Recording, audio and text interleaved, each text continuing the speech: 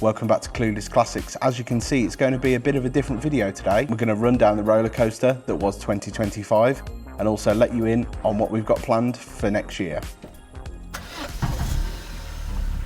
Today I'm at the Carding Shed. This place is absolutely brilliant. Not only can you enjoy a proper brew, but you can also take a look at what's going on at the classic car workshop next door. As a classic car fan, this is one of the best places in West Yorkshire to spend a Sunday afternoon. And a big thank you to all of the team here for opening up on their day off so I could film this video for Christmas. The end of 2025 has been a bit of a whirlwind. Not only have I ended up with the keys to a TVR Chimera, but I've also met loads of great new friends along the way. But for all of you new to the channel, I thought it'd be great to give you a quick rundown for the end of the year on what we've been up to. So this all started, like many of you out there, after watching one of Top Dead Centre's videos, which in the week in question involved a VX220 and also a TVR Chimera. At the end of the series, Edwin and Will announced that the TVR was going to be raffled off. I thought, you know what, instead of playing the lottery this month, I'll give this a try. So I bought £11 worth of tickets for the raffle and kind of forgot about it, if I'm honest, until one late night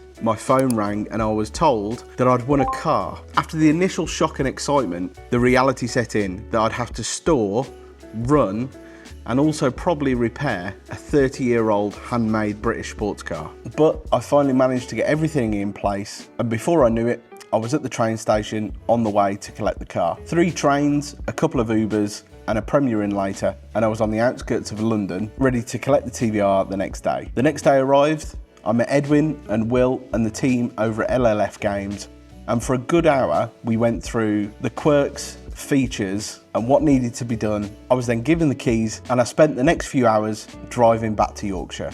After speaking to a few people in the world of TVR about who I could get to look after the car, one name kept appearing, and that was a guy called Steve Wallinger over at Selby TVR Sports and Classics. Steve gave the car a proper once-over, both on and off camera, on the second video here on the channel. My name's Steve Wallinger.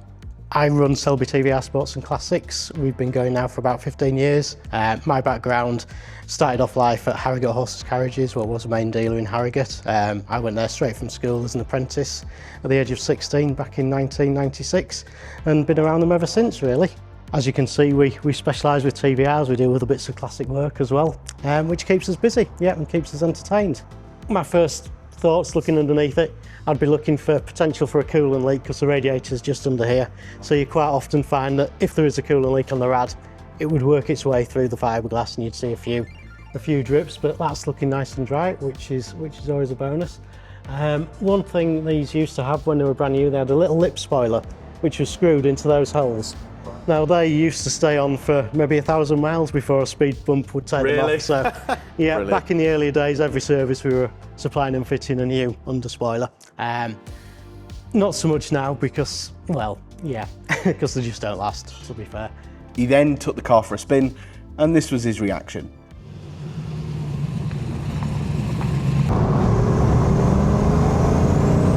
Wow, oh wow. yeah, wow,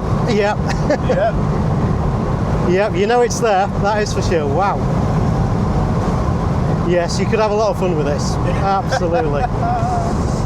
The next video on the channel was the craziest things about owning a Turbo TVR. I thought it'd be nice to take the car to the yard and have a look at the car in its current state before we did any work to it. So there are lots of quirks with TVRs. The first one is how you get into it. Now, a lot of TVRs after this one, you press a little button just under the wing mirror here. However, on this one, it's a nice simple silver button that you press on the door. We also took it on a drive and soon realised that it was drinking just as much fuel as I thought it was. Not great for my wallet, but I've never had so many Shell rewards points in my life.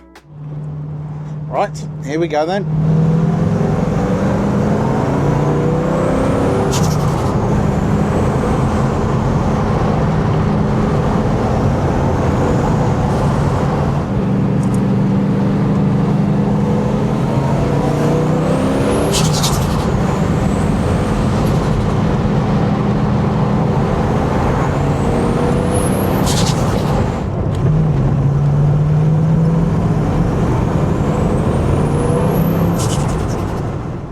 next video, we then took the car back to Selby TVR and we did the first real repair. This involved new ball joints and wishbone bushes. So those bolts are pretty much seized in there.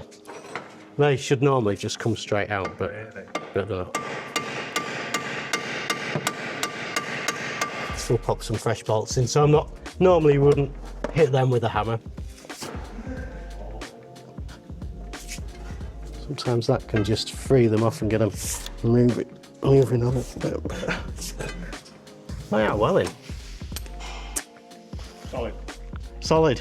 Yeah, absolutely. Well, what we could do is, I'll tell you what we'll do. We'll take the arm off and get it on the bench, because the arm's got to come off anyway. Yeah. So we'll get that arm on a bench and do it that way. As you can see, it was a bit of a fight, but we got there in the end. We also learnt more about the car that we didn't know, including this little hidden gem. Basically what it is, obviously, when you're changing the headlight on the TVR, nothing straightforward. You've got to take the wheel off to do it. Right. Some of the earlier cars you can potentially get in by taking the grille off, but obviously you've got the intercooler and everything else in the way. So normally they would have a fiberglass cover which is self-tapered and siliconed on. So the idea is it obviously protects all the innards of the headlights from all the road dirt. But yeah, somebody's done quite a nice modification there. I like that. So it makes life a lot easier when changing a bulb, you know, or as easy as it can be once you've got the wheel off. For the next one, we moved from the exterior to the interior. It was one I'm dreading, if I'm honest, because I knew it was going to be a bit of a nightmare, but I didn't know it was going to be this bad. So yeah, this is a little bit of a mess under there, I must admit. All the heater stuff's loose, isn't it? They're normally screwed on, so we'll put that back a little bit better than that is. There's also a lot of spurious wiring going on, isn't there? Well, literally, the dash should come. That should all be attached to there.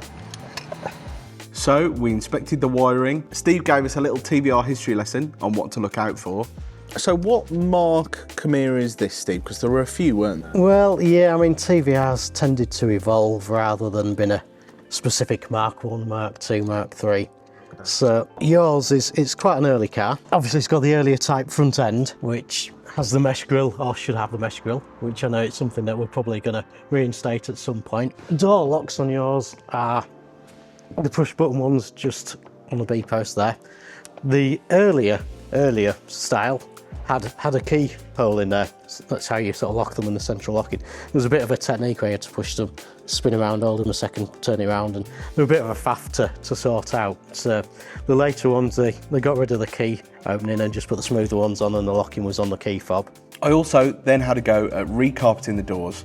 Yeah, over to you, Dan. I suppose I should do some work on this channel at some point, so I got the old carpet off the door as a template, started to cut it out of the new roll, tidied the edges up because I did a terrible job, applied some strong double-sided tape, some spray adhesive to both pieces, waited for it to go tacky and applied it to the fiberglass.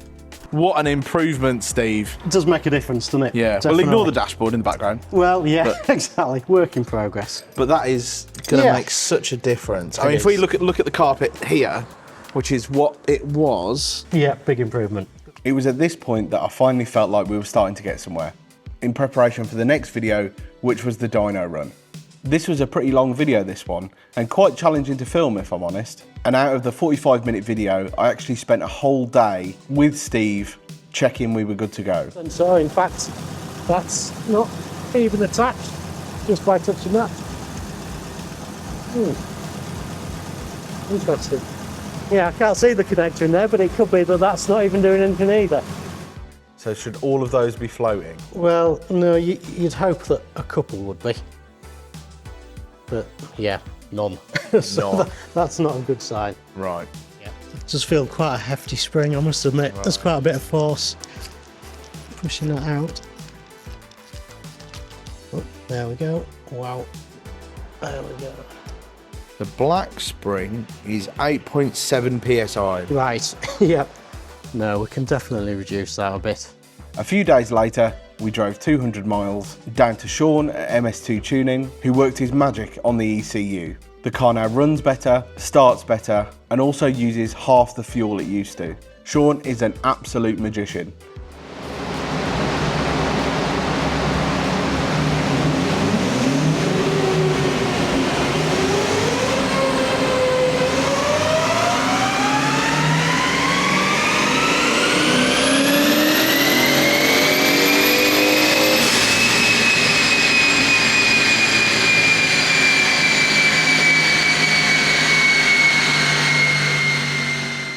car did really well and I made it home safe and sound. And that brings us to the video before this one. In this video, I could finally close the boot of my own car. We also stopped the exhaust fumes getting into the cabin. The combination of the boot not being able to close properly, a vent in the passenger compartment that's always open, and also the old ECU map, which meant the car was running extremely rich, resulted in the carbon monoxide alarm that I put in the car constantly going off. I'm pressing the button. Right, yep, on, off, yep.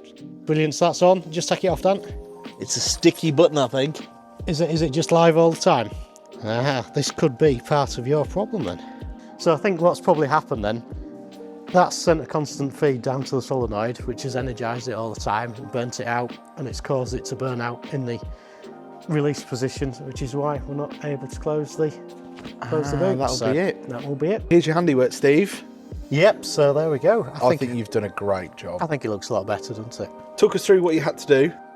So, I mean, top end, it's not 100% finished yet, Dan. Obviously, we had a bit of a deadline for getting you to the sorry road. about that. So, yeah, I suppose moving down to the bottom half, we've fitted your upgradey switches, which are very nice. I must admit, I do quite like those. So, Run, fit, left-hand drive, rear lights. Car for yeah, something. for force, I don't know. That's interesting, left-hand drive. Yeah, left-hand drive rear lights. But so the difference would be, it hasn't got left-hand drive rear lights on it. Maybe it had at some point. So the difference that you would find is where the reverse and the fog are. Because obviously for UK cars, the fog light, if it's only got one fog light, it's got to be on the offside of the vehicle. There we go. Perfect. Yep. So now that'll keep it in the right position until the bonding goes off. Probably about March now, until it's warmed up and that's gone off. But yeah, should be fine. I'll book a screwdriver onto your next invoice, Dan. Yeah, that's fine. Before I get on to next year and the disaster that was me heading to the Food and Fuel Christmas event, I've just got a few people to thank. Firstly, and this comes as no surprise, but without Steve and the team over at Selby TVR Sports and Classics, this channel would not be possible. Steve and his team are extremely knowledgeable, and not only that, but they're great to work with. So if you have a classic car, especially a TVR, do reach out to Steve, and full disclaimer, he's not paying me to say that. I pay my bill, unfortunately, like everyone else.